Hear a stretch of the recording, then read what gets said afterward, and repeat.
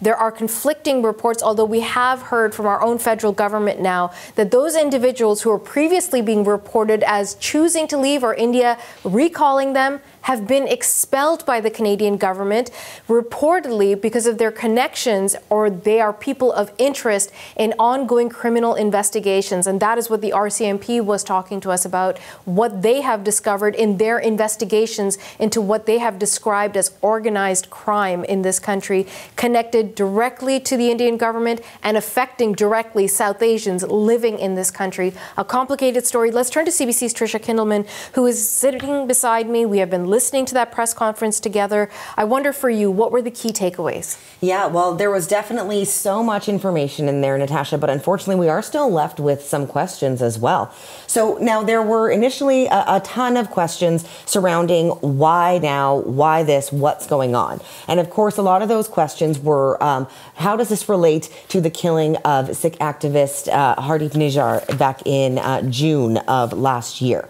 So now we heard initially that it wasn't clear if this was actually connected, but the Indian government is calling the allegations connected to this whole scenario that we're seeing here. All of these allegations around violent crimes, they are calling those preposterous and politically motivated. Now, again, just so much information to go through here. So we're going to kind of work through my notes here, Natasha, as we went through this update here with Commissioner Mike Duham. Now, there are multiple investigations, he says. So if we look at the Nijjar situation to start, now there is a distinct investigation on that case, but there are also other investigations that could overlap with that situation. But of course, because many of these are actively in front of the courts, they are limited on what they could say, which also, again, coming to the similar vein. We heard a lot of questions around diplomatic immunity and what that could mean in this situation. So we did hear from the officials there that there are limitations in the Canadian judicial system regarding diplomats. These are serious events, though. They are expecting to continue these investigations. They don't see any clear timeline, though. We are still unaware if these officials are still in the country. But let's go back to this morning and when we first started to hear about this. We understand that there was a meeting over the weekend with Canadian officials as well as some Indian government officials, and that meeting did not go as they had hoped. So that is when this announcement came down from the Canadian government that they were going to deem these 6 Indian diplomats, as they're calling it, PNG'd. So they were persona non grata. That included the High Commissioner. Now, this is some sourcing coming from our Ottawa Hill Bureau, and this is just news that we've learned sort of while that update was going on.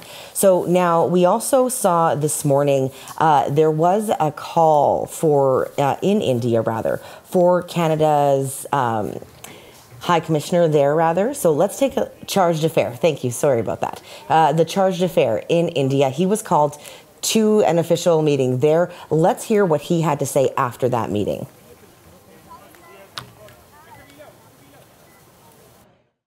Canada has done what India has long been asking for.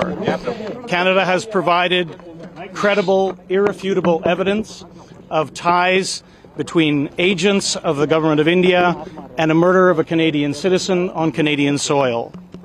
Now it is time for India to live up to what it said it would do and look into those allegations. It is in the interest of both our countries and the peoples of our countries to get to the bottom of this. Canada stands ready to cooperate with India. So now in regards to that cooperation, we know that the RCMP say there are sort of 4 main issues at hand that they are looking at. That includes violent attacks, violent acts, organized crime, which they say is specifically targeting the South Asian community, as well as some political implications and that sort of thing. So again, a lot to digest here, a lot of information, and it does sort of pull in so many different directions and so many different layers that are involved in this, Natasha. It's going to be a long time, I think, for us to process everything that's really gone on today. Okay, thanks so much, Tricia Kindleman. All right, let's go for further analysis to our next guest, Veena Najibullah. She is the Vice President of Research and Strategy with the Asia Pacific Foundation of Canada, and she's been sitting by patiently listening in to the RCMP conference. Veena, always good to have you on the show. Thanks for making time. Good morning, Natasha. Good to be with you as well. Although a very unusual thing to be doing on Thanksgiving morning. Happy Thanksgiving to you and your colleagues. Well, happy Thanksgiving, but not so happy for a number of diplomats from India to our country. Now, as you heard, there's so much to pull apart here. I'm just looking at the RCMP statement that was released, and for me, this is the crux of it. There is a violent extremism threat in Canada that Canada and India have been working on over the years. However, these threats are impacting Canada and India's ability to collaborate. Break that down for us. What exactly is going on here? Yes, as you mentioned, a lot to unpack in that statement, as well as in the developments that have been happening over the last 24 hours. There's at least kind of three tracks that we need to be looking at this. There's a public safety dimension, which is the most important one, which is why RCMP has taken this extraordinary measure of speaking publicly in the way that they have done.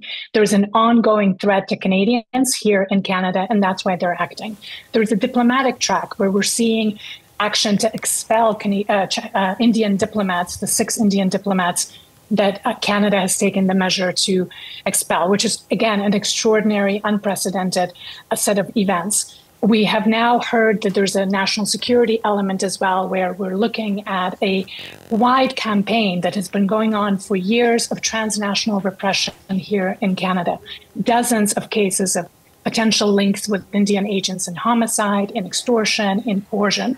And then finally, this is obviously an incredibly troubling development for the Indo-Canadian community, but in particular the Sikh community, and then finally the pro-Khalistan movement here in Canada. So multiple dimensions, still very much a developing story, so we're learning things. I haven't seen a statement officially from the government of Canada's Foreign Affairs, which will be important to see exactly what they will say. We have the statement from our chargé in India, which says that Canada has done what India has been asking for a year, which is provide credible and irrefutable evidence that is linking their diplomats here to cases of criminal activity here in Canada, homicide and so forth. So again, unprecedented development, many questions in terms of what will happen in the next 48 hours, how India will respond, whether it will also expel Canadian diplomats, and what that would mean for the relationship. And you'll recall last year we had this huge row after the Prime Minister made comments in the House of Commons about believing that the Indian government, that there is credible information out there that indicates the Indian government might have been involved in the assassination of Sikh activist Hardeep Singh Nijjar. And that led to the Indian government canceling visas for thousands of people who would normally be traveling to India. So that created quite a bit of chaos. I wonder, Veena, if we can talk about this idea of the RCMP trying to speak to their counterparts on the Indian side and that not working. What exactly is it that the Canadian RCMP needs from the Indians in order to move forward with their investigations? Well, as we heard from the RCMP, they've essentially presented 4 sets of issues to the Indian side. The first one of which is that there is a threat of violent extremism that is a threat to both Canada and India. So they want to make sure that there is cooperation because it also impacts India. That is the argument that Canada is putting forward. Of course, we've also heard that there's been no cooperation, not only on the law enforcement side, which is concerning, but also on the diplomatic side, that there have been discussions that have not gone well at all levels between the Deputy Minister of Foreign Affairs, between the Deputy National Security Advisor, as well as RCMP, including over the weekend, including in person in Singapore. So obviously this has been going on for a number of weeks. And unfortunately, because of lack of cooperation and because of what RCMP believes is an actual ongoing threat to public safety in Canada, they've taken this measure. Now, by going public in this way, obviously, it'll be even harder now to ensure cooperation. On the other hand, there will be growing demand on India for accountability. In fact, if evidence has been presented as India has asked, then now India has to act. This involves Canada, but it also involves our diplomatic partners, notably the United States, which also has issues along this line. So we will be seeing what happens next. But there's calls for cooperation, but also calls for accountability.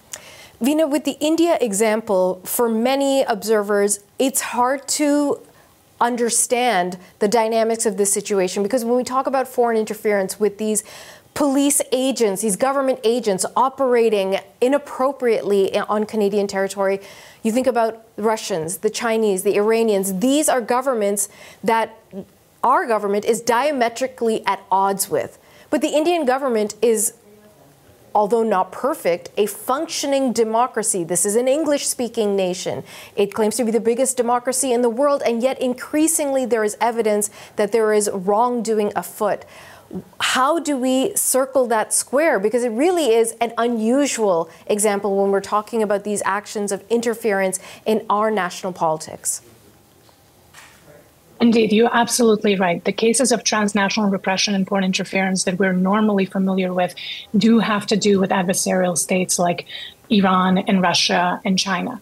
In the case of India, it is a much more complicated actor because India is also a partner, as a strategic partner when it comes to dealing with China, for instance, in the Indo-Pacific. There's also a lot of business and people-to-people ties between our two countries. And the relationship, of course, has been complicated on this one issue that has to do with the pro-Khalistani support here in Canada and India's refusal to hear the Canadian argument and the Canadian refusal to hear the Indian argument. This issue has been plaguing the relationship for many years. But of course, what is happening now is a whole other level because this campaign of repression, of homicides, of criminal activity that now is slowly coming to light is on a level that will impact every other dimension of the relationship. And we will be going through a rough patch now. I mean, there's no two ways about this. We will see what happens in the next 48 hours, what India will do, how our diplomatic allies will respond. I'm hoping that there are conversations still ongoing between our government and India, and we are learning more. Veena, you mentioned that there's a reluctance to listen to the other side. So let's just talk about India's argument in all of this for just a moment. Because India, of course, has said that all the allegations against their diplomats and their High Commissioner baseless. Okay, putting that to the side, the law will decide what is real, not real, and the charges will come forward or perhaps not come forward. But this issue from the Indian government that Canada is soft on a branch of the Khalistani movement that is violent, that is extremist, is there merit to that? India believes that. India believes that Canada has not taken its national security concerns seriously. India believes that obviously this pro-Khalistani movement is a threat to its territorial integrity, to its national security. But this is not a way to resolve that. Even if, no matter what the concerns may be on the part of India, transnational killings and homicides in the friendly state is absolutely unacceptable. So with this evidence now coming to light, the conversation has shifted and would require accountability on India's part. It will be difficult. India is currently vehemently denying any such evidence. It's basically saying all of this is politically motivated. So things will be rough moving forward, but it will need to be addressed in part because of all the issues you mentioned. India is a much more complicated actor in this case. We do have reasons to cooperate. Our allies have reasons to cooperate with India. It's the most populated country in the world. It's one of the most advanced growing economies in the world. So we do have a number of reasons to try to figure out how to move forward, if not for any other reason, but the fact that the violent extremism threat is a threat to both of our countries. And we have to be able to find a way to move through this. And Veena, I should note for you and for the audience, we are anticipating some sort of comment to come forward from Global Affairs Canada on this ongoing situation that has developed so quickly over the course of the day. Veena Najibullah, thank you so much for making time on this Thanksgiving holiday Monday to help us decode so much of what is developing. Thank you again for your time. Thank you.